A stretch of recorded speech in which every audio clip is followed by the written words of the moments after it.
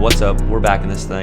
Today we got an absolute banger. We're going to be breaking down how Lonewolf did this paper overlay effect in For the Betta by Lucky. This has been one of my favorite music videos ever since it came out, so I think it's really cool that I'm getting a chance to break down how you could do a similar effect with digital assets versus him doing an analog. So the effect I came up with, I feel like is really similar in style to the one he has, and it's going to take a fraction of the time because you don't actually have to go through, print out the photo, do effects to it, scan it back over, and put it on the computer. So that's pretty nice. Before we get into the effect, if you're new here, be sure to subscribe because what we're doing here is a thing called Tutorial Miss. It's where I upload one video every day all of December, so 31 videos in 31 days. So there's bound to be a tutorial that you're going to like. Yesterday, I did another Lonewolf paper rip effect, kind of.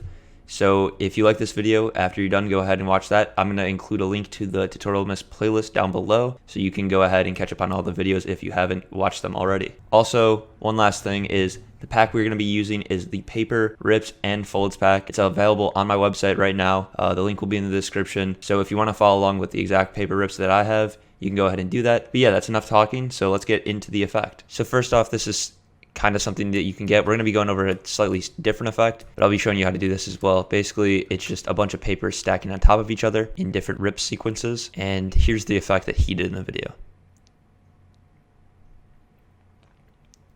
He didn't have the papers stacking on top of each other, but we could easily get the same effect, so I'll be showing you how to do both ways. I just thought it was kind of a cool little twist on his effect by just having it stack on top of each other. All right, so first off, what you're gonna need is just screen grabs from the actual music video itself. So what I did is I just went to the start of a new clip, and then I just took a screenshot, so you can click export frames. You could actually do Control-Shift-E if you want to do it fast, and then I put it in like a folder called like screenshots or something and name it like screen 1. Since I already have them all taken already, it's going to ask to overwrite it, so I'm just going to click yes. But then one thing that's going to help you guys out a lot is clicking on the clip and actually making a marker. To do that, you can just press M on your keyboard and it'll make a marker. And then I just went every 2 frames, so 1, 2, and then I made another screenshot, 1, 2, made another screenshot. And for this effect, it is really helpful to add those markers. So once you take a screenshot, just add a marker. It takes an extra half a second, and it's super worth it towards the end. But yeah, so now we're gonna hop into Photoshop, and I'm gonna be showing you how to do this effect. So the first thing you're gonna wanna do is find where you have all the screenshots. I forgot to mention, I did 10 of them, and I think that looks pretty good for an effect. So obviously you can do however many you want. The more, the longer it's going to take, and the effect's going to be longer, obviously, shorter, vice versa. So I did 10. So I'm just going to drag in the first screenshot here and then place it. And then I'm going to go to my Paper Rips and Folds pack. And then I'm going to find a piece of paper that I like to start it off. Then this one looks pretty good. What I'm going to do is just go ahead and hold shift and rotate it so it goes 90 degrees. And then now it's horizontal. And then I'm just going to drag it up a little bit. And I'm just going to try to get the subject in here. So I'm going to try to get Lucky in here. I'm holding shift to kind of change the proportions of the actual paper. I just turned it around as well because I thought that looked better. And then I'm just going to put it in the middle. So right there. And then I'm just going to drag it up a bit. And then all you have to do is drag your screenshot on top. Go to clip, add clipping mask. And then turn your image that's on top to screen. I'm just gonna make a black background so you guys can see what this looks like, but be sure to turn that off if you're gonna go ahead and save. It's already looking pretty good. I'll show you a few things that you can do to tweak it to make it a little bit more unique. So if you wanna go ahead and turn that off, actually, we can go into the Paper Rips and Folds pack and go into the paper rip and drag something like long on. I'll do long 3. I'm gonna drag that on top of black sheets. And what I'm gonna do is, just say I didn't like the way that paper looked, so I can just go to the magic eraser tool and then make sure that layer is editable, and then just delete this part here. Actually, I'm going to duplicate this part because I like this side better, and then I'm going to delete that. So what that's going to do is just have a little bit of a rip. So then you can go here, and we're going to release the clipping mask real quick. Say I wanted the paper to be ripped a different way, so you can just, I'm going to turn it this way and put it like there-ish. That looks good to me. And then what you can do is go to black sheet and then just follow the rip through here. Make sure you're in the middle and not going off to the side so there's no harsh edges. But what this allows you to do is completely change the way the paper looks. So make sure it's editable. So just go to rasterize layer and delete. And that looks pretty good already. What you have to do is just get a eraser tool out of the mega pack off Adobe, the natural edge eraser. I'll have that linked in the description. It's free if you have an Adobe membership, so it's pretty nice. And then just make sure you're selected on the paper rip layer, not the overall sheet, and then just blend it into that. And I know the colors are off a little bit, so we can go ahead and tweak that in a second. But first, just make sure that the paper rip blends in. And I think something like that looks pretty good. Obviously, the colors are a bit off, so I'm just going to create a curves by going to adjustments and then making a curve, and then create a clipping mask on the paper rip layer. And you can do something like make it a little bit darker because it would seem to a little bit lighter than that. And then I'm just going to bring down the highlights too. And something like that looks really good. Obviously, you're not really going to be able to tell with the overlay on it anyways. So just keep that in mind. It doesn't have to match perfectly. I think that does the job. And then what I'm going to do is just control click on all three of these and click merge layers. And then I'm going to turn back on the image of Lucky and create a clipping mask again.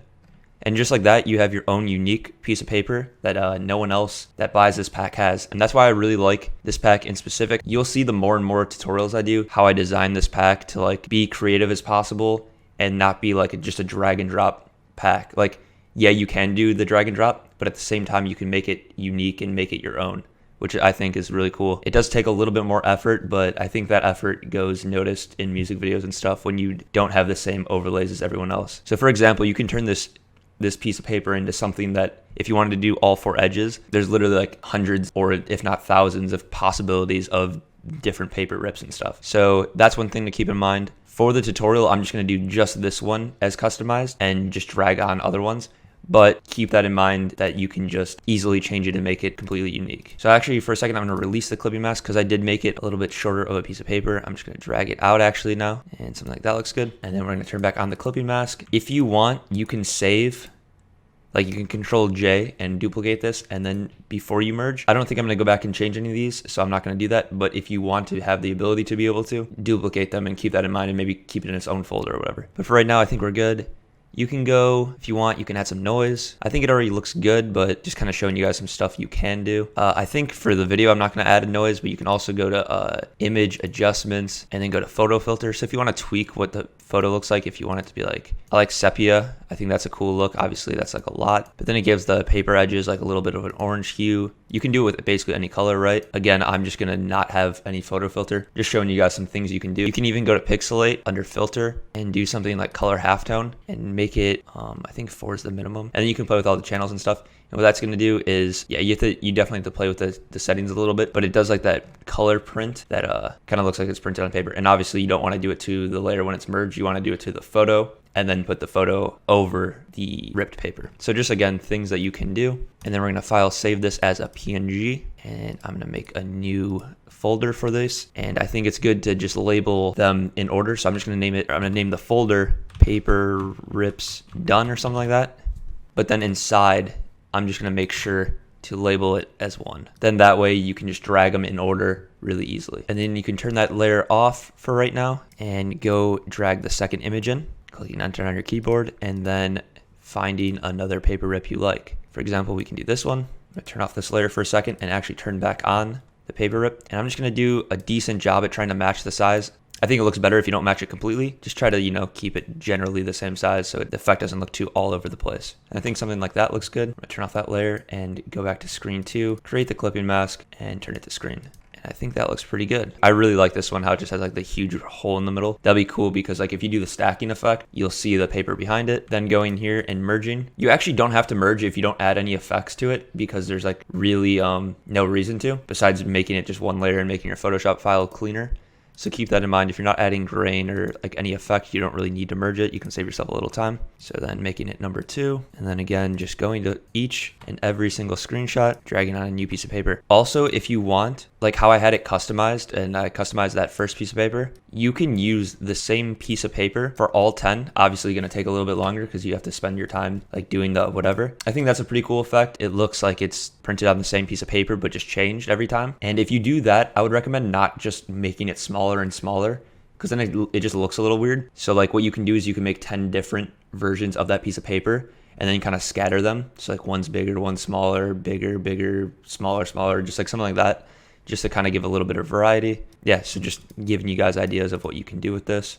Going to PNG again, and then number 3. And we'll do one more on recording, and then I think you guys get the idea of it. I don't think we need to go through each and every single screenshot and show you what to do because I'm not doing much different time to time. And then if you do forget to make the black sheet bigger, just make sure that you don't accidentally stretch out the image, because I almost just did that, if that makes sense, because if you like control click both of them at the same time, it's going to make the image bigger too. So just make sure you go back and then put a clipping mask on, and then save this as a PNG again, and then go to 4.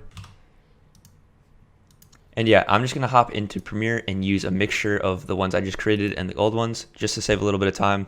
I think you guys know what you're doing by now. And then for this effect, if you want to save some time when you're dragging your stuff in, you can go to Preferences and then go to Timeline, and then change Still Image Duration to 2, and then make sure it's on frames. And what you can do is actually just, if you have them labeled in order and you have it ordered by name, it'll be in chronological order. And then what you can do is actually just click and drag all of them on, and you can see it already has the effect done, which is nice. And then since this last frame right here actually has Lucky going away, I'm just gonna cut it 1 frame short. So the last frame is gonna be 1 frame. And then as you can see there's already the effect. I'll go ahead and show you if you wanna do the paper stacking one, you can go ahead and click nest, and then go into your nested sequence. A little pointer is just drag up the timeline so you can see a little bit better.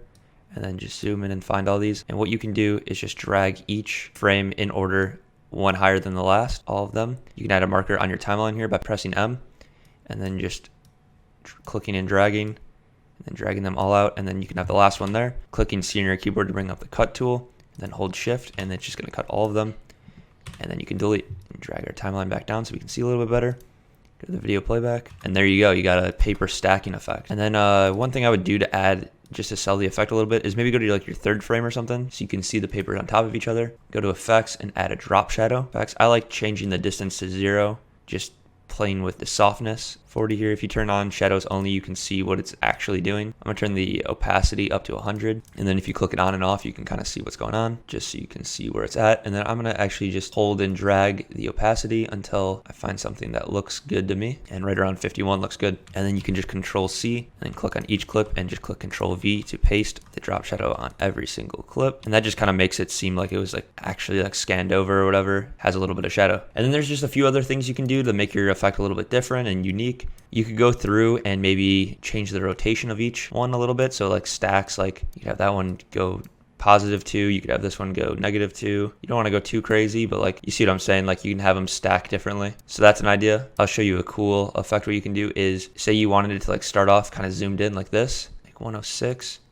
and then go to your last frame and reset it. So that's gonna make it like go zoom out smooth, right? So that, if that makes sense, like it's just like every frame it's moving out more, and that's cool. The effect looks cool like that. But since it's like paper and like the paper's only coming in every other frame, we could have it jump movement. This is why the markers are important. If you go to the first marked frame, or the second marked frame, sorry, so the second image to come up, add a keyframe and then copy the first keyframe and paste it there. So as you can see, the one frame is the same distance, second frame is the same distance, and then jumps a little bit. You can't tell much because of how little I have it move, but if you had it like zoom in more, you could tell. And then again, just going to that next marker clip and then choosing the keyframe from before that and pasting it there. Hopefully that makes sense. I think it's pretty simple.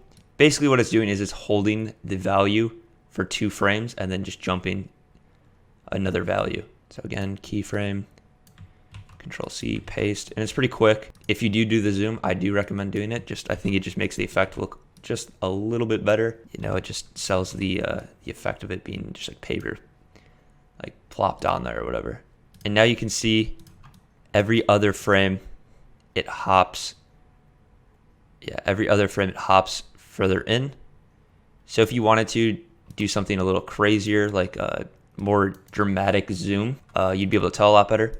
But I think even that, you can just like see that it looks cool like that. And then obviously, if you wanted to affect all the papers at once, you could add an effect onto the nested sequence. But if you wanted to affect each individual one, like say for some reason you wanted this one to be inverted, you could add something like channel invert on. Obviously, it's better to do it in Photoshop because it's going to affect the whole image as a whole. So like if you drop shadow on or whatever, it's going to have that. So just keep that in mind. If you want, when you're overlaying the image, you can actually use different blending modes and stuff. These are just examples. Obviously, I think now that I'm looking at it this way, like maybe that looks cool, right? Because it's still the white outline or whatever, but it's just a different color. So like you could do every other frame or something. You could have it like flash, and you can do that real easily by just copying and pasting every other frame. And then the last frame.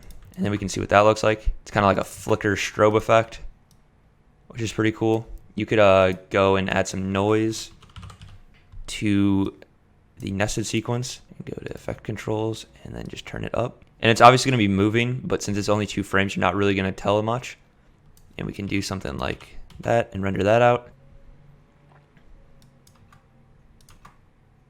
And I'm thinking that looks pretty cool.